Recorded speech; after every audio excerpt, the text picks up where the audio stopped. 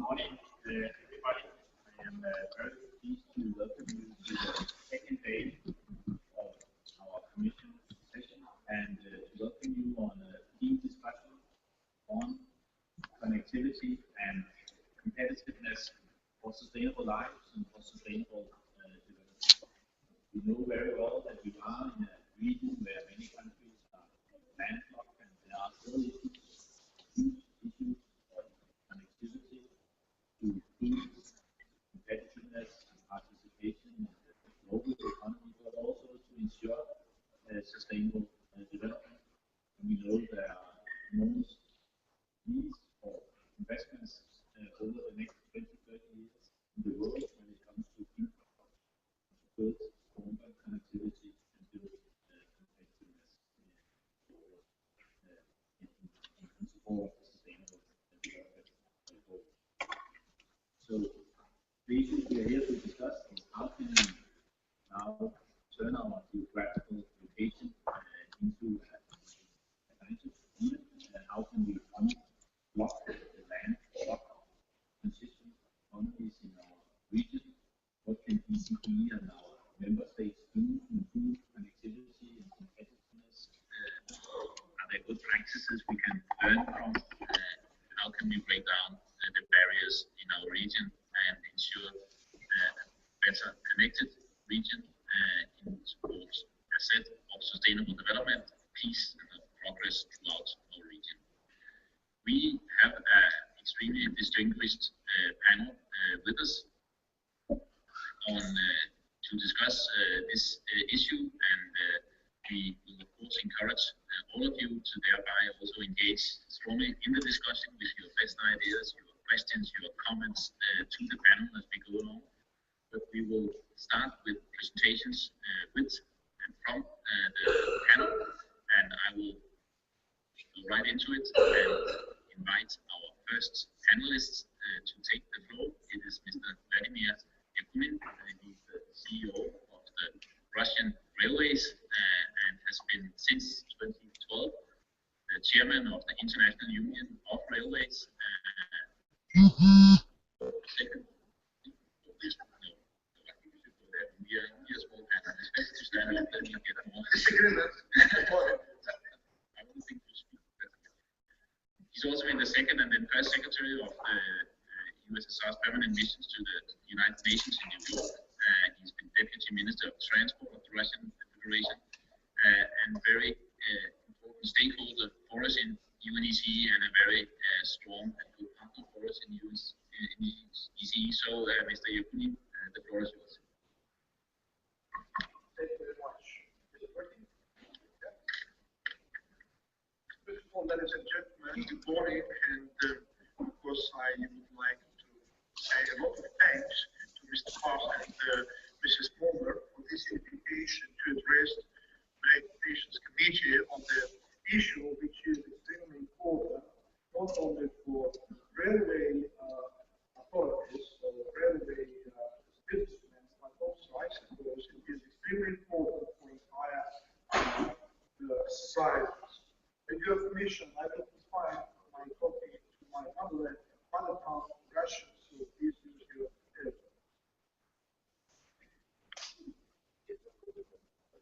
Позвольте мне начать с того, что сотрудничество в сфере железнодорожного транспорта является, безусловно, одним из определяющих направлений развития экономики, без инфраструктуры, развития когда без давно известно, что операция невозможно в полностью истории развития государства, это бесспорно перспектива, а сегодня современной России. Основываясь на нескольких глобальных трендах, все события, напрямую влияющие на развитие конкурентоспособности позволят необходимые критики данной деятельности Организации Объединенных Наций, это прежде всего выработка повестки мирового развития на период после 2015 года. Я рад, что в этой повестке впервые определился транспорт, именно железнодорожный транспорт является одним из главных инструментов для обеспечения развития в равной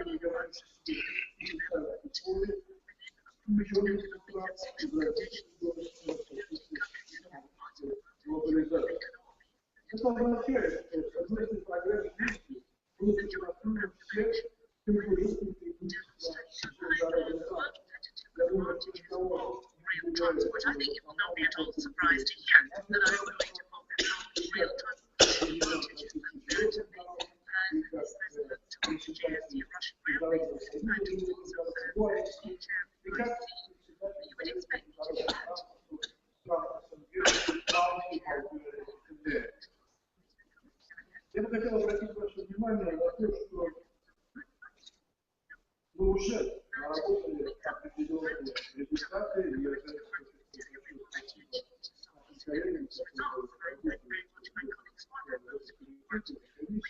я обращаю внимание на латинскую особенно полезен вопрос не имеющих благодаря этой программе мы смогли эффективно взаимодействовать с смежными партнерами, часть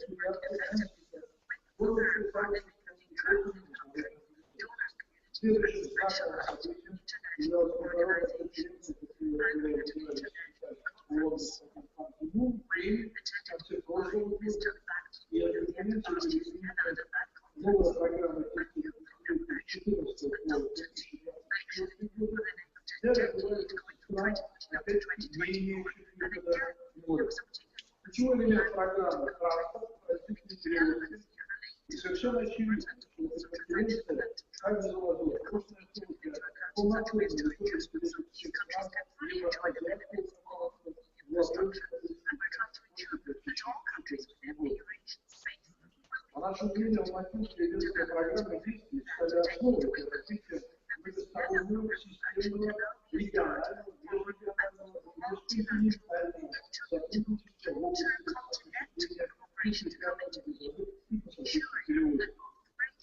Особенно важно подчеркнуть роль комитета по внутреннему транспорту и ООН в подготовке этих программ действий.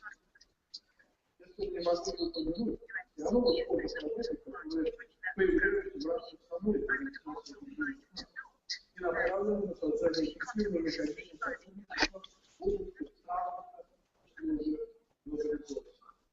Один из таких механизмов является глобальный партнерство ООН по устойчивому транспорту, создание которого объявлено именно детская конференция. Полагаю, что и ООН должна взять лидерство в реализации приоритетов глобальной политики ООН после 2016 года, целях продвижения международного транспорта, наиболее эффективного, экологически чистого и устойчивого отношения к транспорту, перспектив в этой связи, уважаемые коллеги, хотел бы обратить ваше внимание на новые проекты, которые способны или будут способны поддержать соответствующие инициативы. Прежде всего, хочу остановиться на проекте, который заложен на пути Академии наук в марте прошлого года в Российской Федерации, и он называется Евроазиатский полис развития. Мы развитие оставили за латинское написание, но смысл его девайса и развития выглядит несколько отличается. Поэтому мы сохранили именно русское значение развития. Потому что, по нашему мнению, сегодняшнее техническое определение развития экономики различных государств через процент роста ВВП не в полной мере соответствует представлению о задачах развития общества с точки зрения развития индивидуальности и с точки зрения развития самого общества и перехода к новым уровням социального развития. Мы уже приступили в России к реализации частично этого проекта, который не является смотрящим государством. Это концепция руководитель нашей страны, но уже реализуем проект модернизации восточного полигона российских железных дорог. Банк России здесь на этой карте, кстати, видите эти железные дороги. Мы приступили к этой реализации, исходя из необходимости развития потенциала российских железных дорог, в том числе и транзитных. Но мы, прежде всего, ориентируемся на разработке Организации Объединенных Наций данных данного комитета, касающегося развития и развития постоянного именно сотрудничества между странами в области транзитных переводов на всем Евразийском континенте и в большом счете глобальных переводов. В этих же рамках Российская Федерация и компания ООН реализована программа реконструкции пока еще небольшого участка той дороги, которая называется Транскорейская железная дорога, и которая призвана соединить две Кореи с российской железнодорожной инфраструктурой, обеспечивая развитие этих регионов. Могу сказать, что проект сегодня реализуется успешно при поддержке властей Северной и Южной Кореи, ну, естественно, России. Мы уже добились достаточно показательных результатов, совершая показательные перевозки контейнеров, например, из Китая в Европу, например.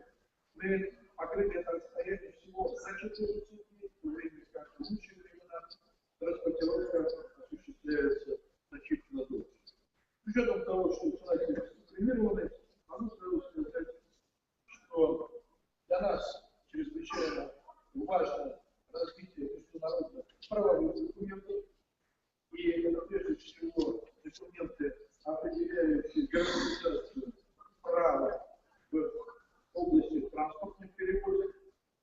Мне это, как председатель Международного союза железных дорог, особенно близко. И закончить я хочу перечислением тех основных стратегических направлений развития сотрудничества между ЮНЕСЕ и ООН, которые я представляю наиболее важными. Это прежде всего формирование глобальной транспортной политики, гармонизация и унификация норм стандартов в области дорожной инфраструктуры, это выработка консолидированных подходов и методов создания единого железнодорожного права, создание внедрения гармонизированной системы информационного обеспечения. Здесь я добавил еще кибербезопасность, определение сети интегрированных и тормозательных международных транспортных коридоров, сокращение негативного воздействия дорожного транспорта на окружающую среду. Еще один аспект, который мы должны понимать. Мы исходим из того, что только тесное сотрудничество всех заинтересованных международных организаций, ассоциаций бизнеса, международных компаний мира позволит создать максимально благоприятные условия для гармоничного и солидарного развития железнодорожных перевозок.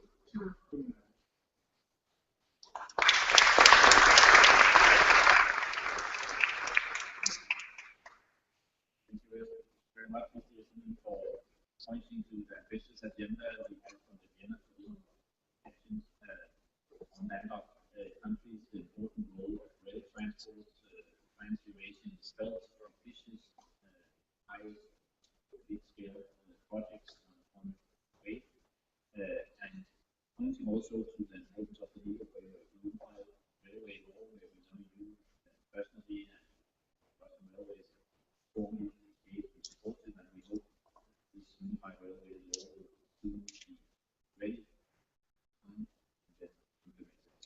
Thank you very much for a very strong statement. Our next speaker is Mr. Niklas Gustafsson. He's the Chief Sustainability Officer at Volvo since 2008. And if some of you have signed up to testing the car with the autonomous emergency braking system, you will see that it is indeed a Volvo, and it does stop before you crash. So that is very much an expression of Volvo's commitment to road safety, which is highly appreciated, living up to the best possible standard when it comes to safety. And she wants to also take care about this. But you, Mr. Gustafsson, you drive the agenda for Volvo to interact with society and key actors within your business environment. You support the co-chair of the advisory business group to the UN Secretary General on Sustainable Mobility, and you have held, before your current position, various positions at Volvo. So So please, very much. If you don't mind, I stay here because since the theme is of connectivity, I need to make sure I'm connected with this one. If you don't mind, I will do this.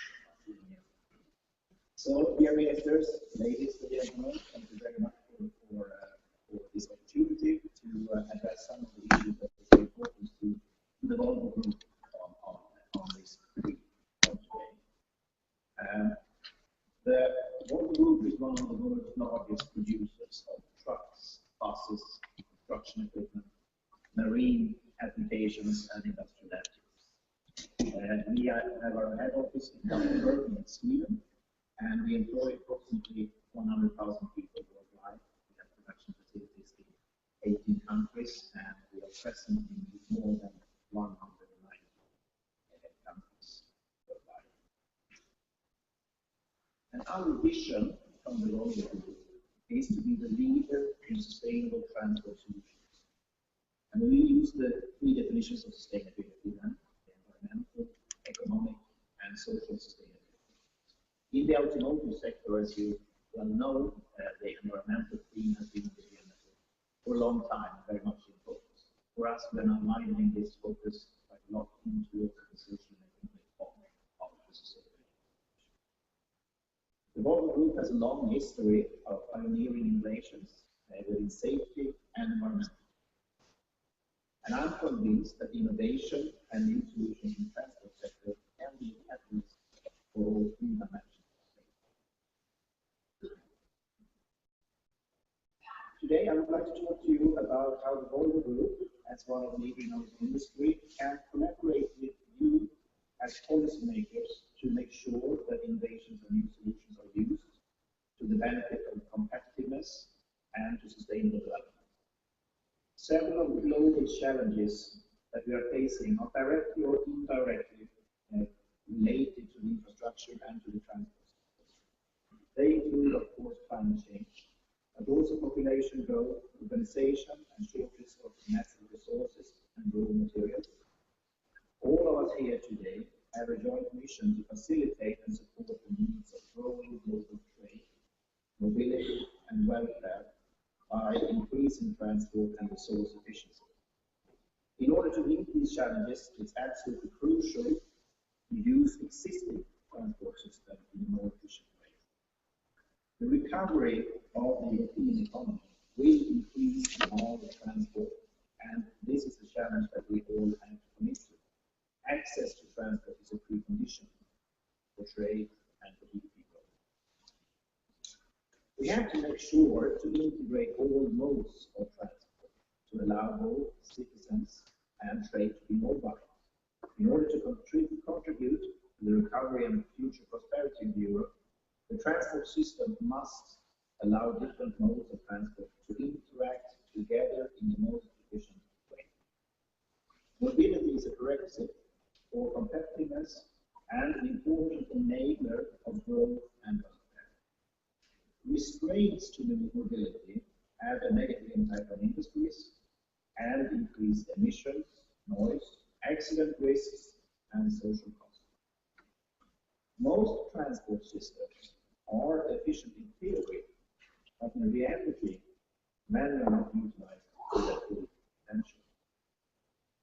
So what kind of innovations can increase transport efficiency today? One area where the Volvo Group sees potential for great progress is in ICT, information and communication technology. I believe that ICT can have a positive impact on mobility and pave the road towards transport and resource efficiency. And let me now, in short, while I give you a small example of future mobility solutions that involve ICT.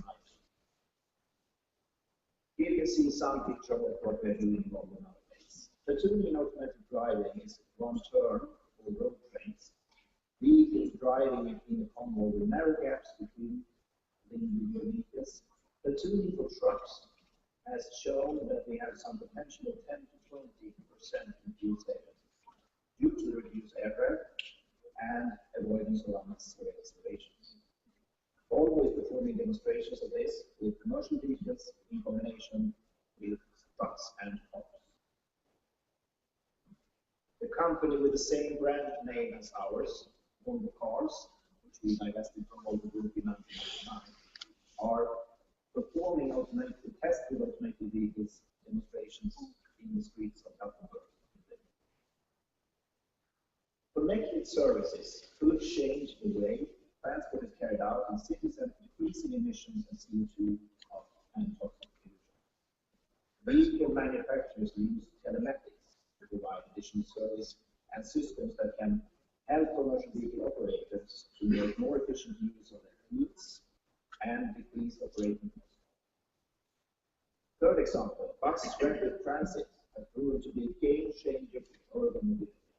The system can achieve subway speed and capacity at about 5% of the cost, 5%. Example number 4 is on ITS, Intelligent Transportation Systems, which is about using modern communication technology to make travel smarter, safer, faster, and more convenient. ITS includes applications such as intelligent traffic control systems, traveler information systems, automatic toll collection, and Volvo experiments on real urban road networks have indicated a positive fuel saving on approximately 12%. The city mobility program in the Volvo Group events where we work collaborating with public transport decision makers to develop technologies and transport solutions. And in addition to supply vehicles, we are also providing more and more assistance to the cities in planning the infrastructure required for the introduction, for instance, of electric buses. Technology will provide sustainable solutions only if they are affordable, environmentally sound, and socially acceptable. For example, safe to use. The tuning and automatic driving are examples of innovations that rely strongly on state-of-the-art ICT applications involving drivers, vehicles, infrastructure, and traffic management.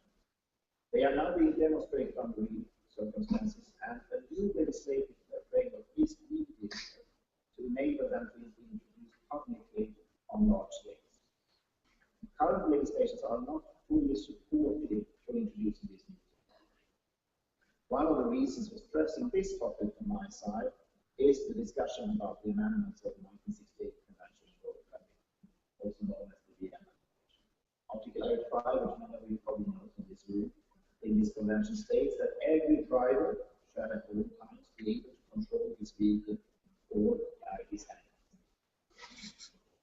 Should really a highly automated vehicle be regarded equal to driver in this respect? The society probably needs to rethink the roles and responsibilities between manufacturers of vehicles, road users, and infrastructure suppliers. I would now like to show you a quick demonstration of our collision warning system, which is a small clip which I will do my best to solve.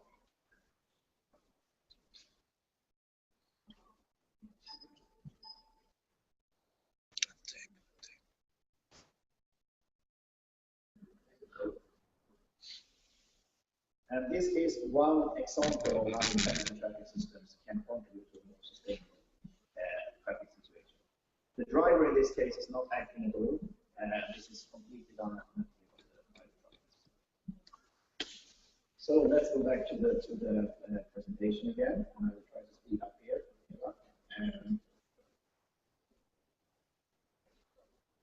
There you go. And I think that in these cases, we are definitely looking at game-changing developments. And if we examine what is already out on the road today, many of our new products contain already ICT.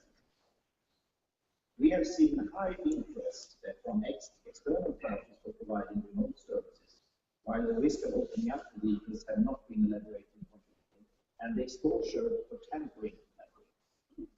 The industry also needs to balance the privacy of the users, the impact on the environment, the safety and security of the vehicles, and in the end consider liability issues when we are opening up the vehicles or providing access points for data created by the vehicles. The free, direct, and open access to the vehicles may not be the best solution, and an open platform always comes with a cost. I'm convinced that it is needed to set conditions on the accessibility of safe or sustainable traffic solutions.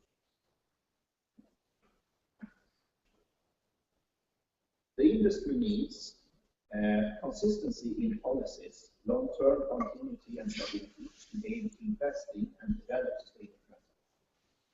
Transport solutions should be seen as tools for fair trade and integration of society. To utilize the full potential of the transport system, we need to avoid local legislations and standards and promote equal opportunities across country borders. For a global manufacturer like Volvo, global organization is everything. At the same time, of course, we are not also the technology prescriptive legislations. We need the freedom to choose technology ourselves. The Volvo Group has global knowledge and experience, which we are more than willing to share. For instance, the Volvo Group CEO, Olof Persson, is now co-chairing the UN high-level advisory group for sustainable transport. And it's our ambition to deliver concrete actions in order to accelerate the transition to sustainable transport. As I mentioned in the beginning of my speech here, ICT solutions can be a catalyst for competitiveness as well as environmental, economic, and social sustainability, securing the interest of our customers, traffic safety, and environmental care. In this area, we have everything to gain from close cooperation between policymakers and industry. I believe this is vital when we are addressing the challenges that the world is currently facing.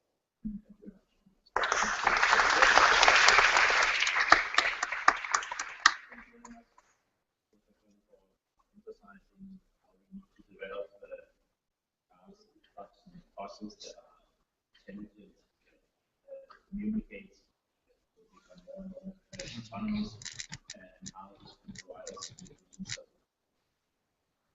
energy efficient vehicles, transport modes, and how the modes need to be interconnected as well. The vehicles have to talk not only to themselves but also to the environment and to other modes of transport that they go along. It's a fascinating future in front of us, but as you say, technology is not enough. We need regulations to support it, and we need countries to come together. The European Union, the Working Party 29, and the Finland committee to frame the background for this fascinating future. I'm sure we will now hear more about it from Mr. David Ward, Secretary General of the European Assessment Program, that will impact legal terms. One of our key partners in ensuring safe, secure vehicles, cars, and also provider of the two crash cars downstairs, so we can go and look and see how the crash is done on the screen, and also our partner in providing display and demonstration of autonomous emergency braking. Thank you very much for your strong support for our commission session, also making it highly visible, and for your international engagement with these issues, also as the Executive Secretary of the Independent Commission for Road Safety, with a prominent role. Thank you very much for the opportunity to speak here, and also for your input on the exhibition. Really gratifying for us to demonstrate in such concrete terms the vital work that you and us in road safety. Today, I was going to give a bit of a broader context of UN role in road safety, particularly in the context of the current UN decade of action for road safety, which was initiated actually by the Russian Federation following the Ministerial meeting in 2009 in Moscow. And of course, every single day, 3,000 people die typically in road crashes. Tens of thousands are injured. About 50% of those deaths and injuries are vehicle contact. The rest, vulnerable areas. 90% of those deaths take place in middle and low-income countries. So it's an extraordinary challenge that the world faces, and that's why we're very pleased that in the zero drought for the Sustainable Development Goals that will be adopted in September, road injury is included for the first time. Road injury was left out of the Sustainable Development Goals. So that's great. In the decade, there is a plan for a decade. There's a picture of Bank of Moon holding the plan there, and it has a particular component for vehicles, which is very much stressing the UN role in vehicle regulations.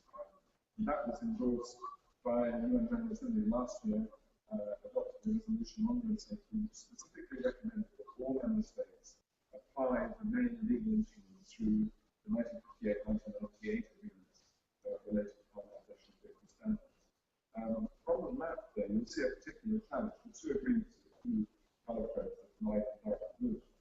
see big white spaces, and those white spaces are entire regions that are not yet participating properly in the system, including, for instance, in Latin America, regions of now very significant car production. So it's a major challenge for us going forward as we look towards post-2015 to encourage universal engagement in the vehicle self-checking process. Exactly as our colleague from Volvo said, for manufacturers as for consumers, harmonization is a critical issue. Also listed there are the most important safety regulations related to passenger cars, which are promulgated by those two agreements. What is really interesting is the success we've seen, particularly in Europe, North America, and other high-income countries, over the last 30 years. There was a study released in January by the National Highway Traffic Safety Administration in the US, showing that their vehicle regulations have saved over 650,000 lives in the US due to regulations. The diagram shows the range of regulations, many of which are promulgated here in Geneva. And in Europe and the EU, over the last decade, there's been a 50% reduction in vehicle occupant deaths. Huge improvement in all of them are brought about by a combination of regulatory standards and also greater efforts to inform the public, consumer information. And that's the role that NCAP plays. And what we found is that this is the successful formula. It's regulatory push and demand pull that generates the market for safety that we need, which sees these big improvements in temperature reduction. The challenge we face now is to extend that successful formula to the middle income countries that are playing such a growing and important role in vehicle sales and production. This next chart, I think, is really probably the most important one I can show you, which is we are living through a decade of the most remarkable geographic change in production and sales of the motor vehicle since the motor vehicle was invented. Back in 2005, the light blue at high income, the red and a decade ago, about 65% of vehicle production, passenger vehicle production, was in high income countries.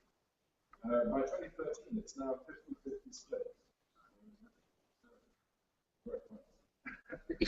So we've seen this extraordinary change about where vehicles are being produced and sold. And the list here of the top 10 car producing countries in the region also tells that story. Look at the middle income countries rising up. Our colleagues from the United States, you used to be number one when China has left in France, and now you're struggling for fourth place. This is passenger cars. So we're living through extraordinary change. The challenge in the middle income world, as I explained in that diagram, we are not that sure how many of the vital safety regulations are being applied. Like the regulatory environment we've been familiar with, developed here in Geneva through the UNECE, is now not exactly overlapping with their production. So in terms of connectivity and geography, that's a challenge. Our regulatory system needs to catch up with where vehicles are being produced. Outside of the front, you'll see the most important questions then are for front side impact protection. I won't say very much about this. Please just go to the door at the front. There's a film running which shows exactly how these specialists work. But the main story is look at the difference between the yellow car and the silver car outside, or the pictures here. The picture at the bottom is a zero-star car. It would fail the basic UN questions. Body shock collapses. There's no point in putting an airbag if you're already dead. The car above is a five-star car. The airbag is working very well. That's what we want to see. We want cars that pass the Euro test, not cars that fail. Then the other really important development, far better than surviving a crash, is not to have a crash at all. And we're living through the first generation of what we might call e-safety technology. These are not in the future, they're in the marketplace now. The most important is electronic stability control. That was actually pioneered in regulatory terms by the United States. It is now regulated through the international agreement that the UN has. So it's available as standards anywhere in the world. The other technology, we just saw a wonderful example of that in the truck. The transmitter is braking. Please encourage you to go to the other side of the building to try the car, the Volvo car experience. Very, very impressive. And another thing, because we don't talk only about all of this, the other really important development is anti-lock brakes in motorbikes. Because they're a huge potential lifesaver as well. And we've already seen very impressive potential. This is the first generation of driver assist technology. But eventually we need more autonomous vehicles. But this is isn't the future, this is now. And we need full regulatory endorsement of this, particularly in the middle of the country. We published a report which is available at LAC. We launched in March this year, really for time for discussion leading up to this year's high-level ministerial conference on road safety, which will be hosted by the UNECE in November. And it sets out key recommendations around the issues that are. Please do, if you are interested, take a copy of the report. Those of you who simply like cars or are interested in surviving on the roads, please read it. It's written for a non-expert audience, and even as a car consumer, you might find it interesting. So where does this lead us? And there are a number of issues that I wanted to highlight. First of all, I really want to emphasize that safe accounts, the difference between 0-star and 5-star are outside. It's not a question of cost. Safety is affordable. The basic body shell, getting that right, is a very low cost investment. It's all about $50. And an airbag today, an airbag costs $50 US. That's what manufacturers are paying for an airbag.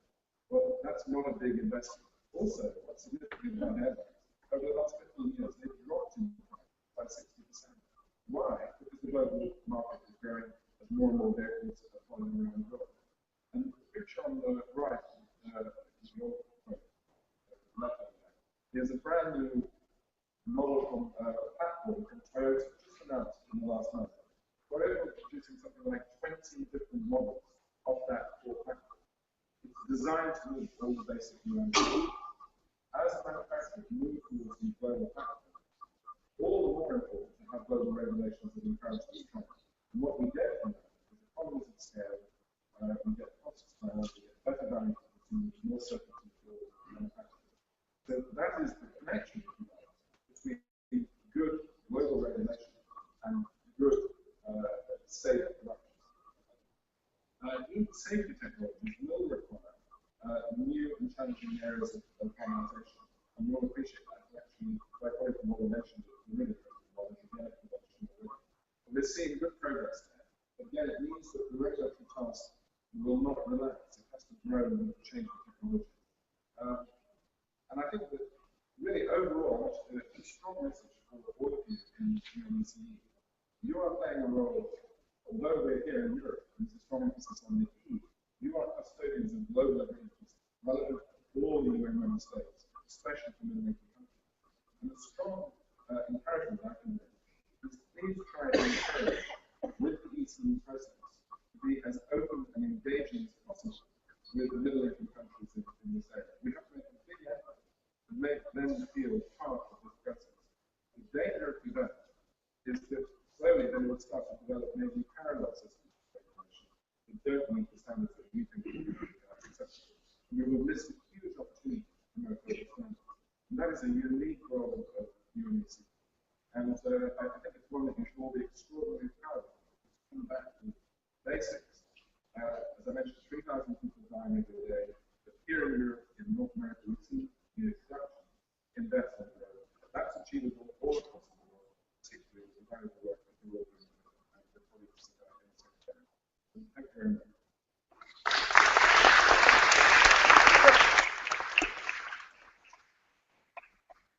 Thank you very much for this strong call.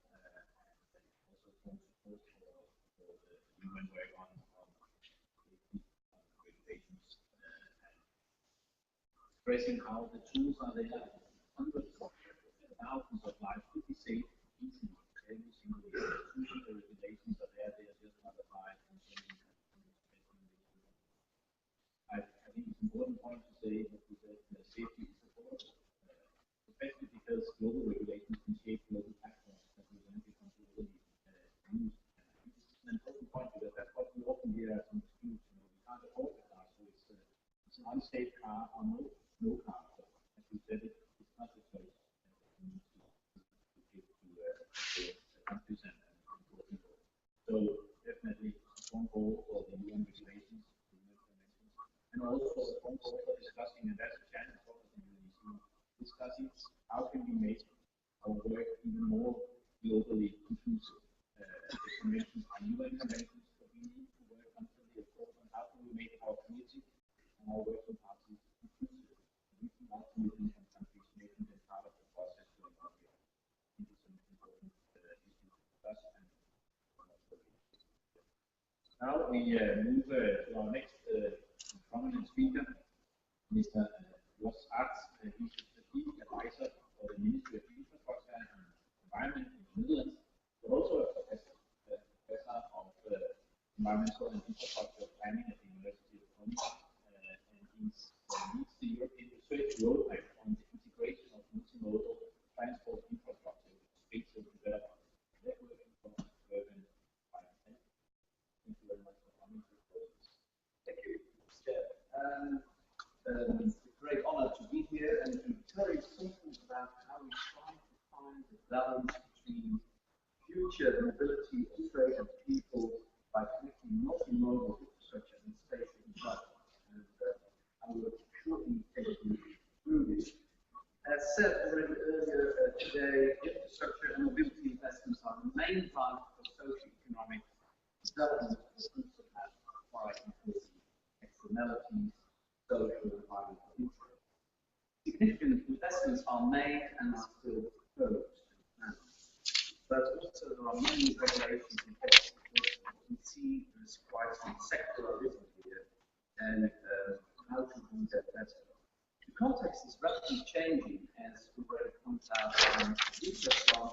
We see changes in mobility flows, climate change, mobility health, issues, etc. There is a need for resilient, sustainable, and cost-efficient solutions. The current planning practice of infrastructure and land planning seems to be a novel way of dealing well. How to do that? A short story about how we did in the Netherlands. We are still struggling and are busy in the process of learning. We see Utrecht, and on the full right, we see a piece of highway which didn't exist in the 1960s. Actually, there's quite nice landscape there, and that had to be removed, and there was huge resistance. In the end, the road was built.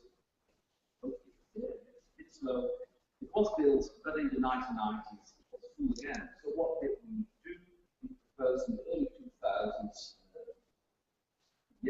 another extension of this road, and again, there was lots of resistance, and finally we got a bit better idea how to do a better job, perhaps by integrating land use planning, land use development, and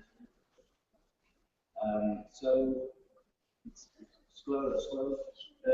We see more area-oriented development of the whole region, the whole city, and we are focusing not only on content, but also on the process of better designing not only infrastructure, not only roads, but also public transport, biking. We are biking is a big issue with us as the Denmark. So that was actually what we did. What we see here is actually a sort of a shift from a small scope solution-driven planning to a sort of a broader scope strategic integrated planning. And to that end, yes, there it is. We see actually that we do lots of good work. We see lots of interesting integrated approaches, spatially, transport-oriented development, network approaches, corridor, mentioned already, multimodal modality, ITS. Also, we see better connecting with time issues of long-term and short-term issues, better planning, as well as value creation and value capturing, and institutional issues of public cooperation, private cooperation, national cooperation. That is what we should do, and then in the end, perhaps we could go for a vital intelligence, connecting,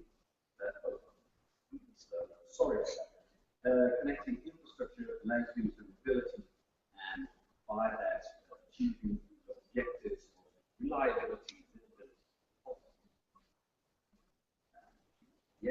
So from a small scope, purely on one modality focused approach to a more integrated approach in which we also look for environmental zoning, for rehabilitation of real estate, for transit and connection to carbon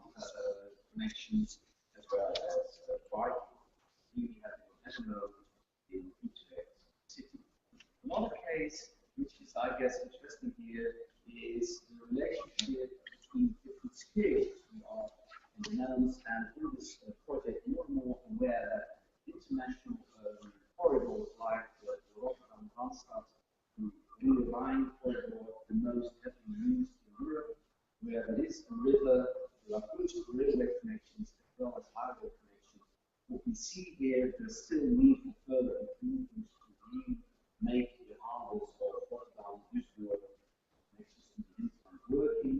What we see that on the local scale of the city, we see lots of congestion on bridges, new connections we have within Rotterdam.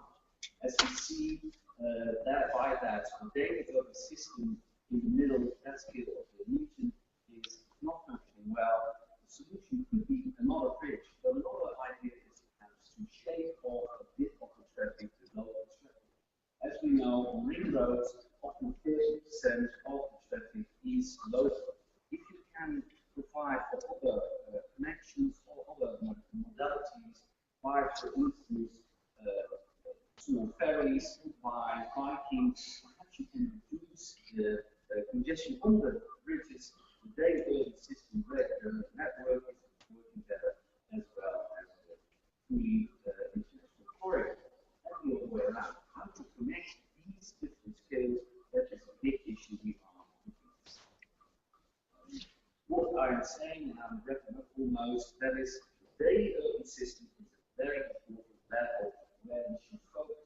Here, various modalities are active and relevant, not only walking, biking, slow traffic, but also transit, trams, buses, trains, as well as the car.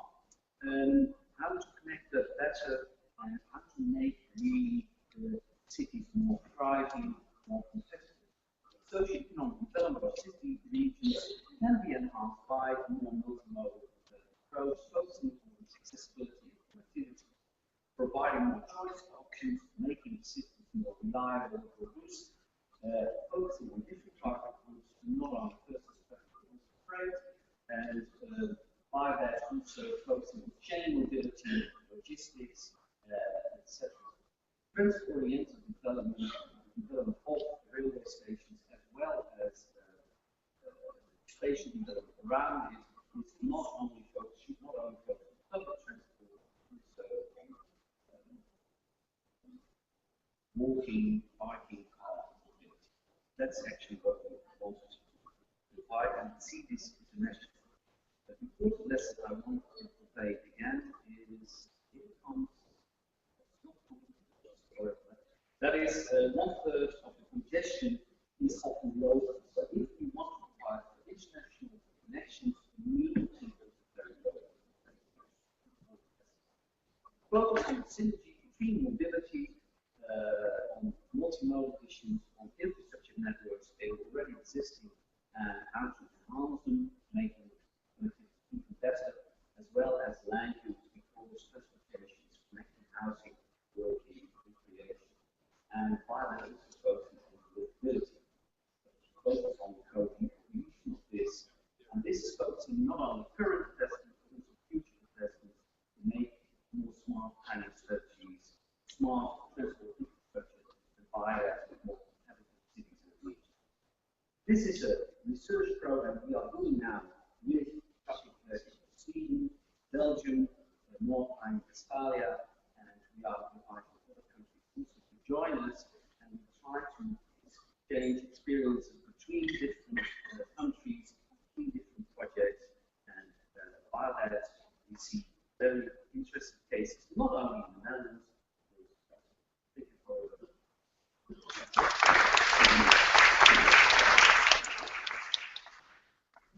Thank you very much, for addressing the infrastructure and environmental development and how it's important to integrate land usage planning, infrastructure development, and mobility together. It's such a obvious thing to say, very difficult to do, as I think you painted also. But there are huge potential here to do it, using balancing transport systems, synergy, new forms of cooperation, smart solutions, so much to do. I think yesterday we heard from the head of the street from public transport system that advanced city today is not a city where everybody has a car, but advanced city today is a city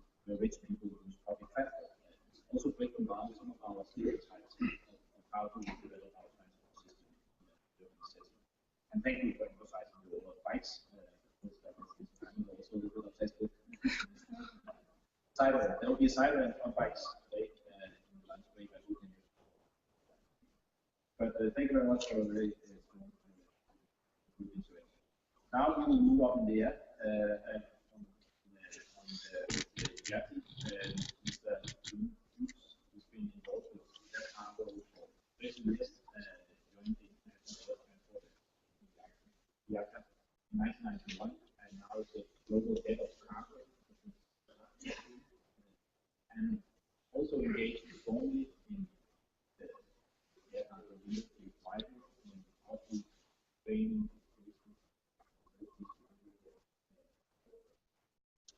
Thank you very much, Mr. Larkin, for the EC management for inviting I to participate in this fantastic event. We very much support all of the earlier comments about sustainable transport, the need for integration, the need for multimodal solutions. What I'd like to do is start with just a little bit of an explanation about what IATA is. It's the Global Trade Association that represents over 250 of the world's major airlines, which collectively account for over 84% of international passenger traffic. And as you can see from our industry vision, sustainability, connectedness are very much at the heart of what we do in the industry. Bringing that a little bit more focus into the air cargo area to see what aviation does for international trade, to see that it's actually definitely a conduit for the global economy, transporting in excess of $6.8 trillion worth of goods every year. And when you actually look at what that represents by value, that's over 35% of international trade. So air cargo is hugely significant. From the air cargo perspective, we know that we need to do so in a sustainable manner. So we have a sustainable agenda, which very much links the three pillars of people, planet, and profit. Because of course we should be embarrassed to talk about profit because we need to be economically viable as an industry. Therefore, we need to generate sufficient investments within the industry to satisfy the environmental objectives as well as the social responsibilities. When you look at what air cargo transports, and this is often an under-focused activity, we connect people with needs with solutions. You see, one of the posters here talks about it, the sector is a bit small, but the actual transportation of vaccines actually saves over 2 million lives a year. Much of the transportation now is reliant on air cargo and cool chain solutions to ensure that vaccines get to where they are required in the fit state to actually be used for local programs. We connect markets in growing developing nations with particular cases of Western Europe bringing in flowers. We also connect people with desires with the commodities products they need at Christmas time. I know my children would be rather unhappy if they weren't in the queue, but the fact that Daddy wasn't in the queue, we have the latest iPhone 6, which effectively came into our cargo.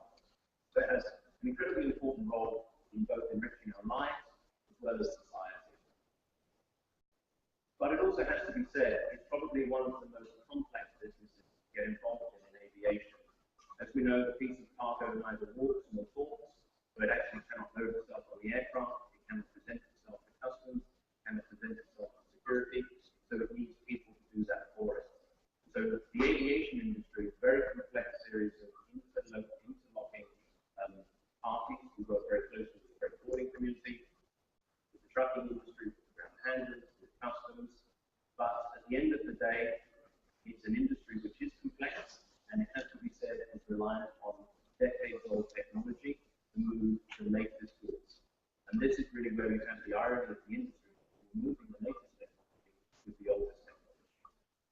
We still rely too much on paper, and the reason why I think this is so important that we actually able to address this delegation today is really by emphasizing the fact that the ECE and some of the fantastic activities that they're performing in terms of the promotion of trade facilitation agreements, about the promotion of transportation-free supply chains, these will actually bring huge efficiencies to the area of air cargo.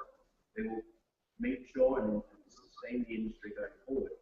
And from an economic development perspective, the OECD has done a significant amount of research which indicates that you could save between 10 and 15% of the costs of international trade by implementing global trade facilitation agreements. Not to mention the extra growth in GDP, which is up to 4%, when you actually can again implement many, shall we say, divergent and unharmonized programs around the world with regards to security, where states are actually introducing safety processes, they're not doing it in recognition of global best practices, they're not doing it in recognition of the challenges that industry faces. So we very much would implore the delegation here to encourage you to work further and more closely with UNECE, look at all the measures, and I'm not going to go through these, you'll have access to the presentation afterwards, but there's a number of activities underway which we would certainly promote and encourage with regards to smart border crossings, single windows, harmonization of security procedures, utilization of data rather than reliance on paper, and data provides so much more activity in terms of security screening as well as commodity assessments, and very much work with trade and regulators and industry and economic development organizations. We all share a common vision, which is to facilitate international trade, to create sustainable futures, to create sustainability in our lives and our economies. And I think working collaboratively together, we have significant opportunities to do so. We're very pleased to be working with the UNECE, signing an MOU to actually promote and encourage further collaborative work programs. And we would very much like to work with any state that actually likes to encourage that bilateral dialogue. Now, in closing, I have to say that aviation is the fastest mode of transport, so it's appropriate that I do finish ahead of my allotted time, still with a lingering balance, perhaps a lightning balance around the clock. So thank you very much.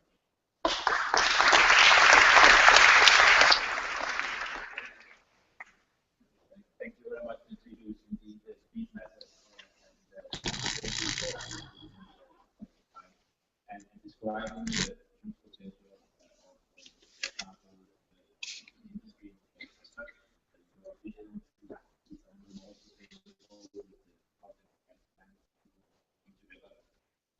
Your emphasis on how you can really on the road of the harmonization convention, single windows, wide parties, we're very happy to appreciate forthcoming and strengthen our work. And we also have very technical work together with our local reactor tools. There are also a number of issues where we depend heavily. Thank you for that support and thank you for participation. We are now described here a very connected world to build sustainable development. I hope you will all now connect to the panel and also come with your comments and ideas. And towards the end of the panel now, we have 25 minutes only, so I urge you to have only 2 minutes. Most people plus we'll get back to the panel, they'll get 1 minute to round up and perhaps reply to some questions.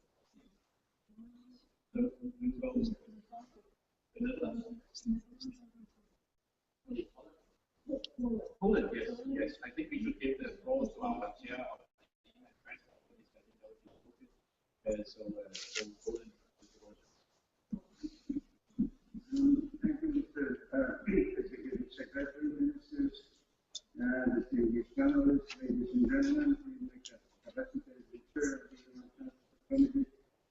The Sector Committee dealing with transport matters, and after so impressive presentations, I would like just to highlight some of the 3 concrete ways in which the ITC and Transport Committee supports now connectivity and compatibility.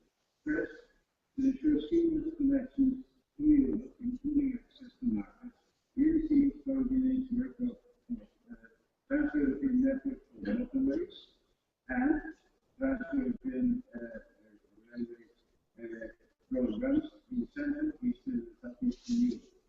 Second, we will aid with transport links via the that displays on the left-hand side of the rail organized road.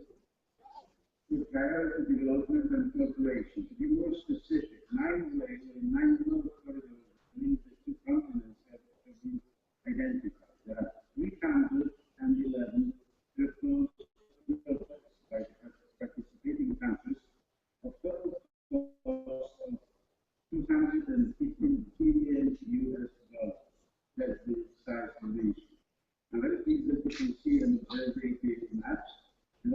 transfer financing is not a theme of the fund, but it's important to keep in mind that for both the Spend Fair master plans, as well as the project identified in the APA realistic financial plans are essential, involving both government and the private sector.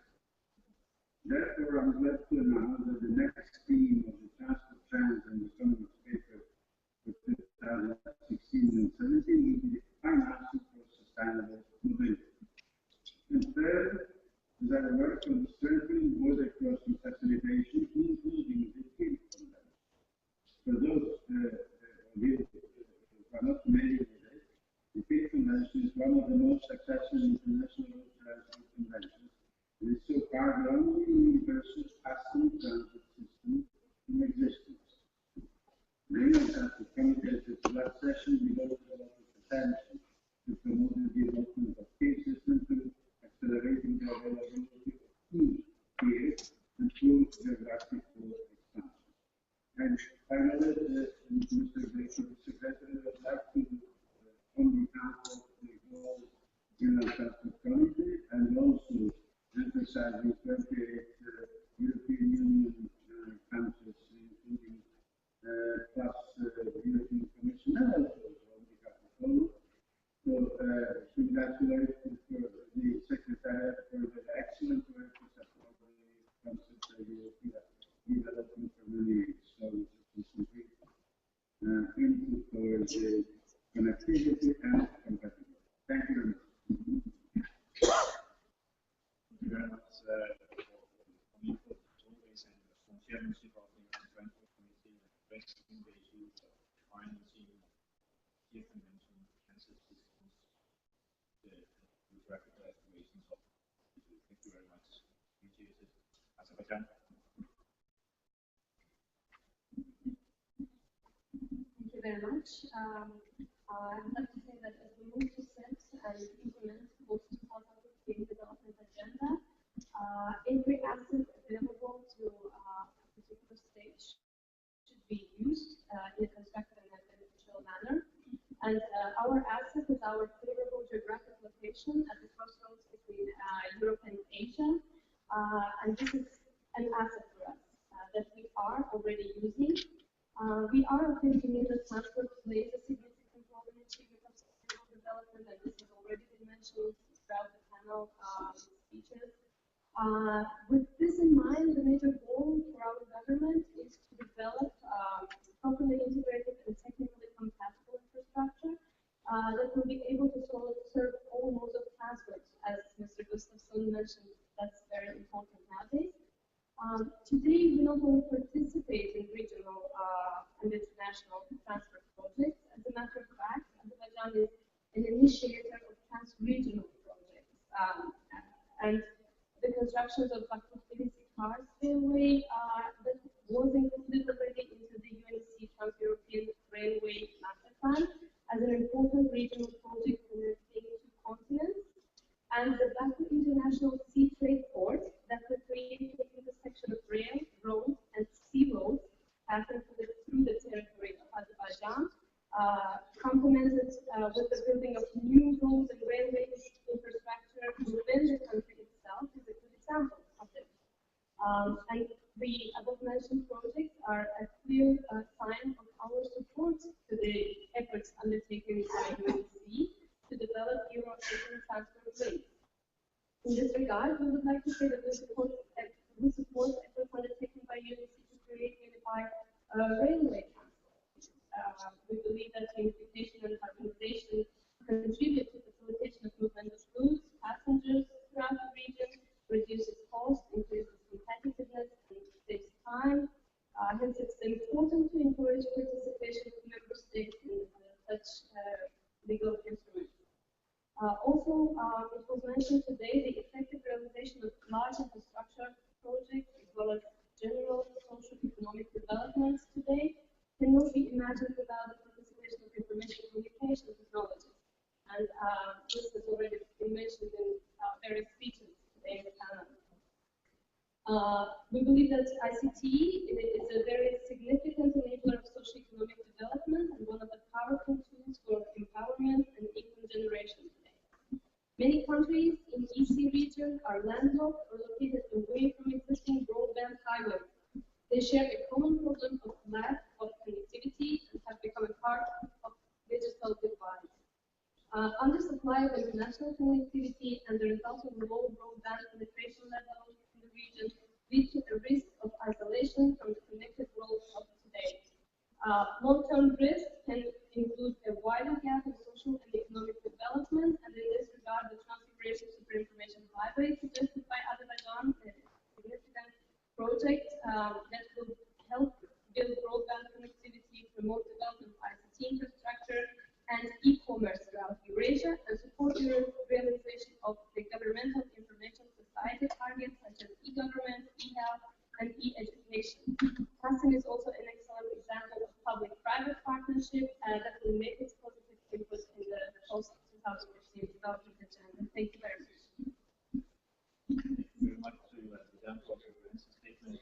Now we are speakers on the list and we are almost out of time. So again, reiterate that you can hand in statements and we will make it available on the website as soon as possible. So if I can encourage the last speakers just to focus on one or 2 points they would like to emphasize, and then we will be able to get back to the panel. We have Turkmenistan, Turkey, Netherlands as the next speakers. So Turkmenistan first.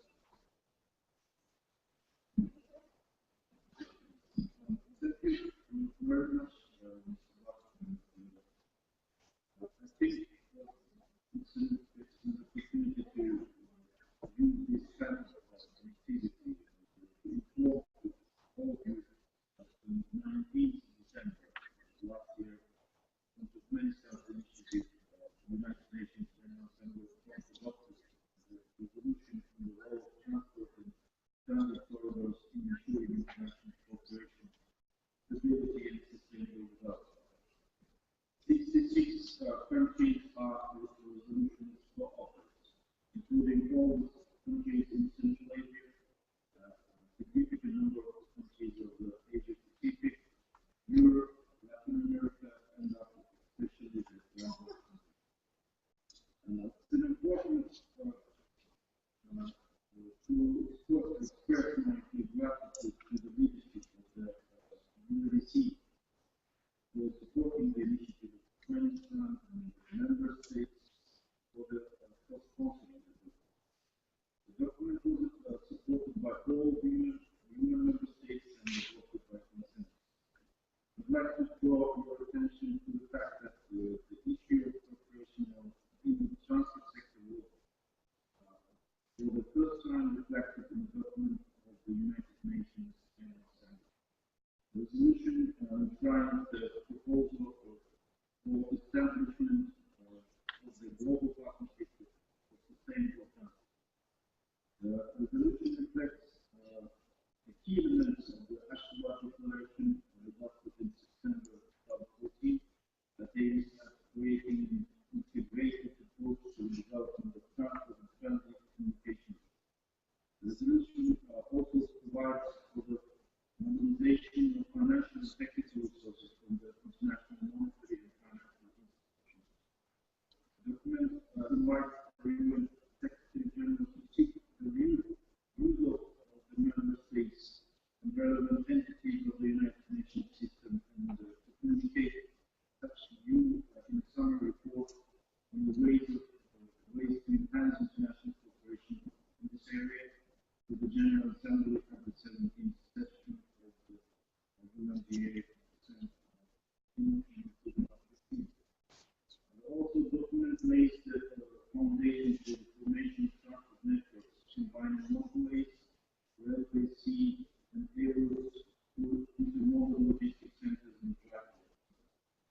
The resolution has another step towards creating an international legal framework for further development of transport networks that comprise road, rail, sea, and air routes through intermodal logistics centers and platforms.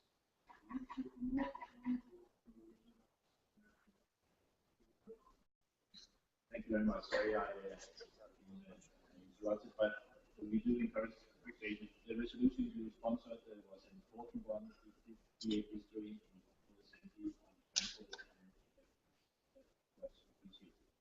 Now again, I hope we can enforce now 1 minute, even because we want to allow everybody to be there. So I hope we can come with your comments quickly and in the written statement you make it available for Turkey.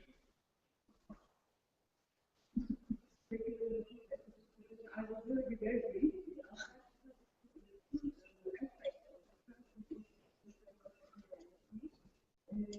Transport is one of the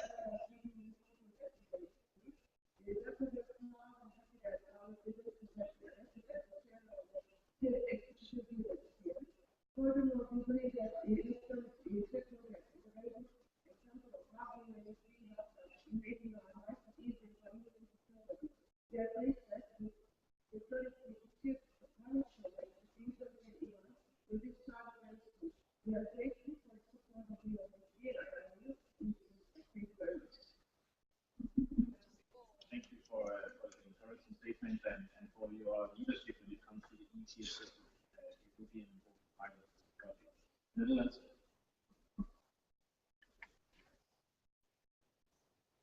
Thank you, Chair. I think the privilege to introduce today. I will sort of say this in one word. In many different places today, we see diagrams of increasing production of cars, as well as speed structure, speed significantly. While in the future, as well as we actually have less cars, so people sharing, less people owning cars, being sophisticated, parking spaces, we said that people making less local cars. And more people will work from their homes, and less people will work at home. So the labor will become obsolete. And so I'm making travel from communities in extending the sessions of remote days. In any case, this means we may have less less critical. And our such incentive space, I have to take these people down to the future investments. Thank you very much also for complete question to Russian Federation.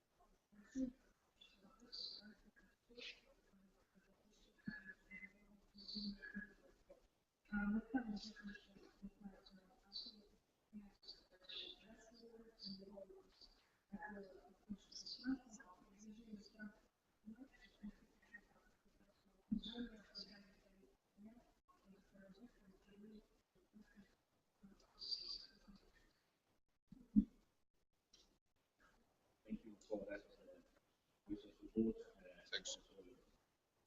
Any of our countries work within the area of participation. Now I'll give the floor to Carol, and then I'll ask our panel to concluding remarks. They will get 1 to 2 minutes each, and in a reverse order, so we will start with the but the first question, Carol. Thank you very much for giving me the floor. I'll be also very brief. The president I saw the UN specialized logistic innovation. Now, the agenda today on connectivity and entrepreneurs is something that is very important for us in ICO. Other agencies are impacted in the connectivity related issues. ICO defines connectivity as an indicator of a network's concentration and its ability to move passengers made in power from the origin to destination seamlessly. ICO's activities to promote air connectivity primarily includes international agreements to utilize current to the movements of passengers and power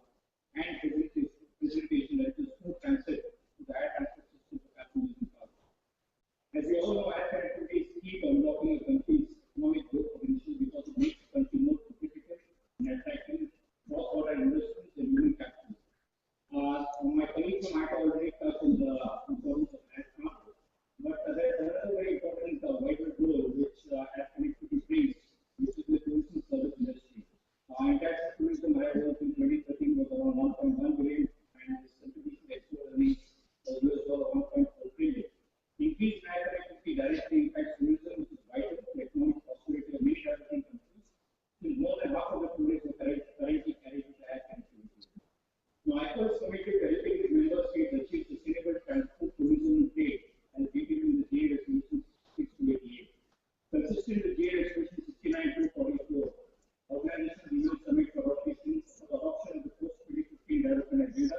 ICO is working with member states in contributing to the post-2015 development agenda. ICO is also collaborating with other UN and international agencies to study data analytics on connectivity systems to develop a robust and more holistic indicator of accuracy. Finally, I would like to say that ICO is participating in the work of the interagency expert group on SDG indicators and the UN Statistics Commission in contributing to the development of indicator framework that includes the accuracy of consideration in the upcoming UN Summit in September. Thank you. Thank you very much, Carol. Partnership converge to increase global cooperation on transport as well. I think we have a strong support for the points made on the hand and also high slides.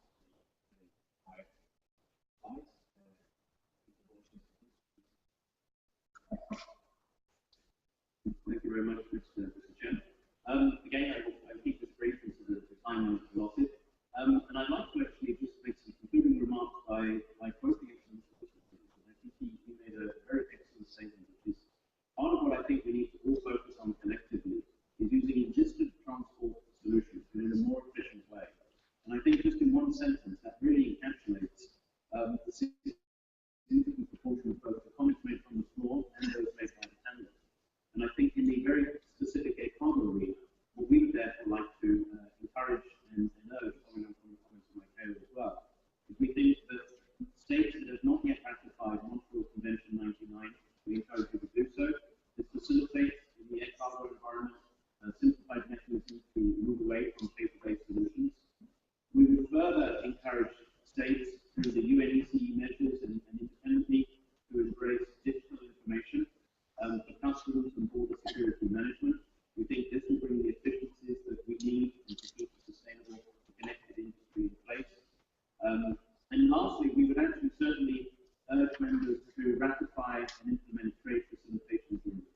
Again, coming back to some of the comments stressed by the floor, we know that social development is changing, people's views of transportation is changing, but we know that there will be a continued need for all transport modes, whether or not it's for leisure, for tourism, for trade, and we would just encourage whatever measures we can all do collectively to create that more efficient system we see. Thank you. Thank you. Excellent, excellent call for action in both the transport and trade classification and sign up to participation. Professor Arzt. Thank you. I fully agree with you about the existing system. What I also want to add is that to think global, you have not only to act global, but also look at the local side. Big infrastructures have huge impacts on the local level and the other way around. And we should think carefully about that. That we need also that we think out of the box, not only in the different modalities, but also in spatial development, because transportation is connected, goods and in addition to this, I would stress also that the UNECE perhaps itself can also have another role than just being regulator, providing regulations, but also thinking of facilitating learning from each other's experiences, from good practices to enhance exchange of that and to improve thereby international quality of connections. Finally, I think that on the regulatory bit, new innovations like intelligent transport systems, there is a huge effort to be made to really implement really to improve the connectivity to implement the implementation. Thank you very much indeed. It's not only signing, it's also doing, and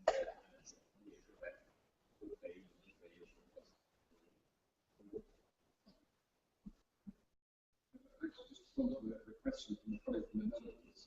I think his perspective is very much significant of the post-industrial, northern European world. The reality of life is last year was a record production of motor vehicles. Demand is growing more across throughout the country.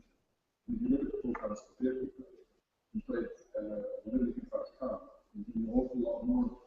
So I think we're not yet in the situation that you're describing.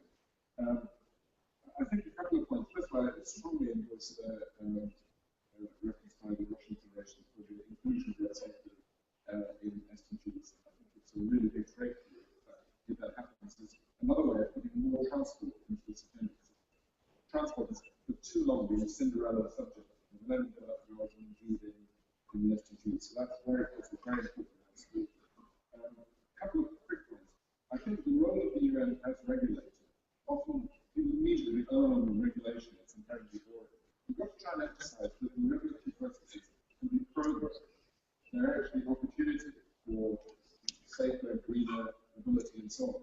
And we've got to emphasize the positive outcomes of regulatory processes, and that industry doesn't always oppose regulation. In fact, in some cases, whether regulation is vital for the industry. And in the automotive sector, that couldn't be clearer. And in an age where there's a lot of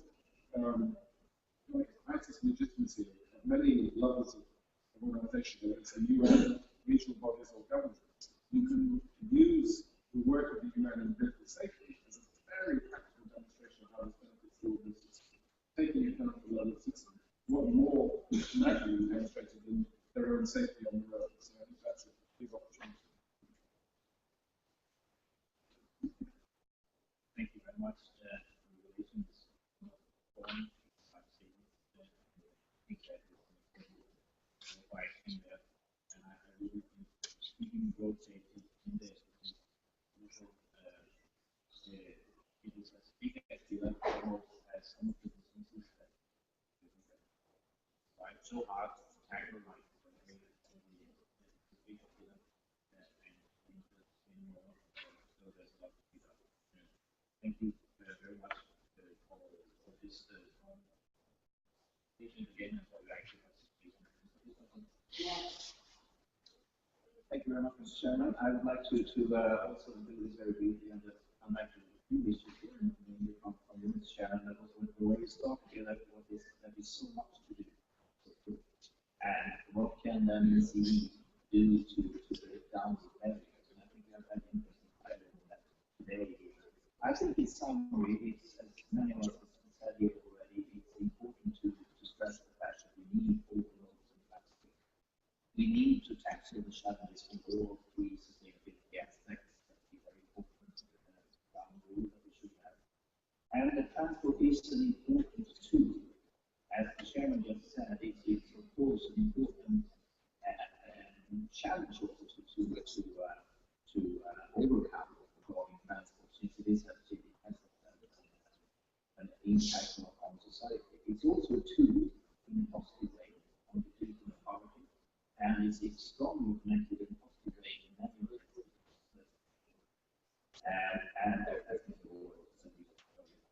And I think that it's important also to stress now that this is an important time for humanity, because technology is the solution, and we live in a time where technology is really able to address more or less all of this. And that is something maybe that is a big deal. And regulations can be supported to this. So regulations and technology goes hand in hand, and it's absolutely not a boring business doing regulations. So I think maybe also to give a small comment to the delegate from Netherlands here, who has commercial cities, that might be the future, and I have solutions for that electric buses. And there are reasons now to be optimistic, because there are so many technology solutions that we haven't had. And we have a job to do here. And maybe one of the most important tools here can be the UN High-Level Group for Sustainable Transport, which we are most willing to use. Thank you, and for your strong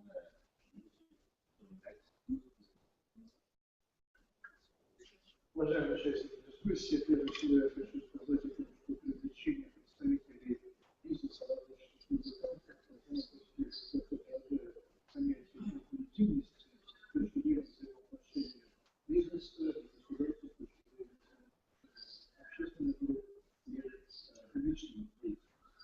Я вам здесь хотел бы подчеркнуть, что несмотря на то, что это государство, свои конкурентные интересы и некоторые конкурентные преимущества, тем не менее, у нас во многом общие интересы. Интересы, которые включают в себя обеспечение безопасности, движение точных сроков, защита экологии, и в этом смысле все объединены.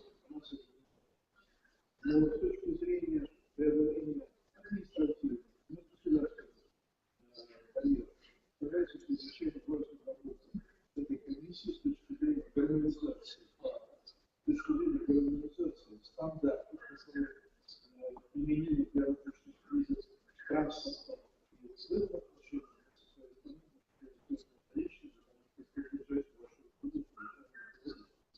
что касается преимуществ и непреимуществ, могу сказать, что, наверное, все это относительно. И понимаете, пройдет некоторое время, и представитель традиционного транспорта будет переведены с особенностью с точки зрения скорости доставки лиц, потому что будут введены естественные технологии, а может быть, еще неестественные технологии. Опять-таки, для нас важно, чтобы это было точно строго, это было безопасно, и это физически защищено. Также представляется важнейшим роль обеспечения именно международного сотрудничества. Потому что мы сегодня наблюдаем, и я сегодня наблюдаю, что наличие стратегии общего развития транспортных государств является непреложным элементом создания универсального правового механизма в рамках ООН. А для того, чтобы разобщенность или, может быть, различные интересы этих стран были гармонизированы, как раз и представляется, что это работа в этой комиссии и очень сильно. Thank you very much, Mark, and also for your support. I think we had a fascinating discussion on the fascinating system as well, but also a lot of work that has to be done to create sustainable systems, connectivity, improve competitiveness, improve sustainable development. We heard a strong urge here to all of you sign up to the conventions to air or unmanned transport, but also use UNECE as a platform for dialogue, best practices, implementation, this global dialogue. These have gone on for long here, and it also is a huge part of our work in UNECE. We have 58 legal binding instruments and conventions in transport. We have the Inland Transport Committee, we have 17 working parties, 12 treaty bodies, 50 expert groups, informal groups, thousands of people working under the auspices of the UNECE in developing proper regulations.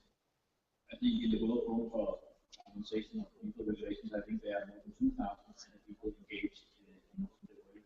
We host 350 meetings a year under the auspices of the Transport Division, and as the committee chairman said yesterday, if you do the calculations, it's more than 2 meetings a day on transport in UNECE.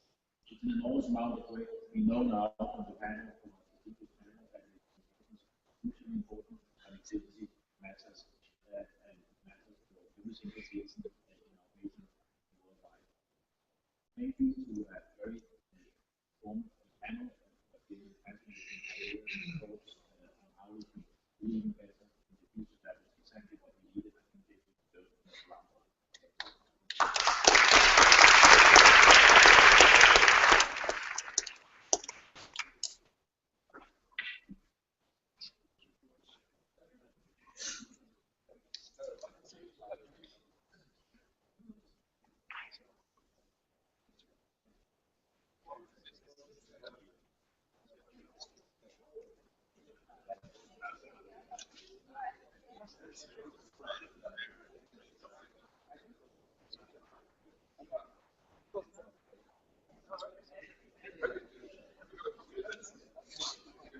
Well,